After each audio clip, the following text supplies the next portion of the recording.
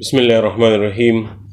ہمارے اکثر لوگ مسجد میں نماز سے کچھ دیر پہلے آتے ہیں اور پھر وہ نماز کی انتظار میں بیٹھے ہوتے ہیں، تو باہر سے اگر کوئی شخص آ جائے تو کیا وہ ان بیٹھے ہوئے لوگوں پر سلام کر سکتے ہیں یا نہیں کر سکتا؟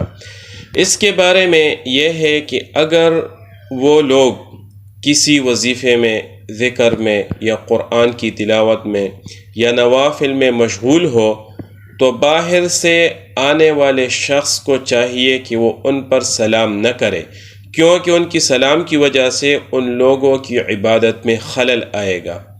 ہاں، اگر کچھ لوگ فارغ بیٹھے ہوئے ہیں اور کچھ لوگ عبادت میں مشغول ہیں، تو جو لوگ فارغ بیٹھے ہوئے ہیں تو یہ باہر سے آنے والا شخص ان کے پاس جا کر اتنی آواز میں ان پر سلام کرے تاکہ وہ سن لے اور دوسروں کی عبادت میں کوئی خلل نہ آئے۔